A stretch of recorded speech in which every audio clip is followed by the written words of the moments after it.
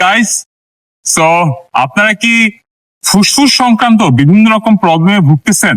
যেরকম ধরেন যে আপনার স্ট্যামিনা কম কিন্তু বা আপনার দম থাকে না, অথবা আপনার বিভিন্ন রকম ঠান্ডা সর্দি কাশি বিভিন্ন রকম প্রবলেমে আপনি ভুগতেই থাকেন। আজকে আমি আপনাদেরকে ফুসফুসে 3টা ন্যাচারাল ব্যায়াম দেখাবো, যেটার মাধ্যমে আপনার স্ট্যামিনা বাড়বে, ফুসফুস অনেকটা ক্লিয়ার হবে এবং আপনার আশা করি ঠান্ডা সর্দি কাশিতেও কিছুটা বেনিফিট পাবেন। সেটা হইছে, আপনারা শুরুতে এইভাবে একটু সোজা হয়ে বসবেন, একদম পিঠ মেরুদণ্ড পুরোপুরি সোজা। সোজা হয়ে বসার পর আপনারা নর্মালি প্রথমে শুরু করবেন, নর্মালি শ্বাস প্রশ্বাস দিয়ে, জাস্ট এভাবে। দেখছেন, আমি কিন্তু একদম নর্মালি হালকা একটু স্পিডে শ্বাস নিচ্ছি।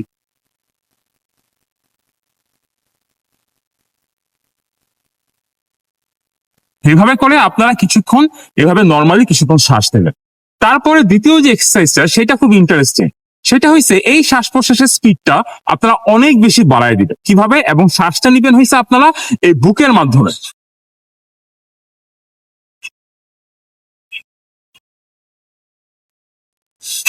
এইভাবে করে আপনারা এই জিনিসটা বেশ কিছুক্ষণ সময় করবেন।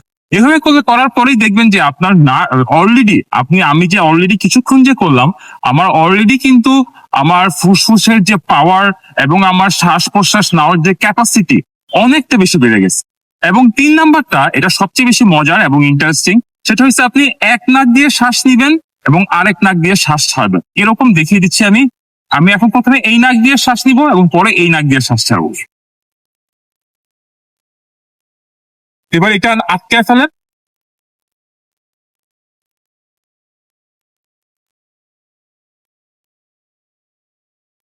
That's it. আশা করি এই 3টা এক্সারসাইজ যদি আপনি রেগুলারলি করেন, তাহলে আপনার ফুসফুসের অনেকটা বেশি বেটার আপনি ফিল করবেন এবং আপনার স্ট্যামিনা আগে থেকে অনেকটা বাড়বে।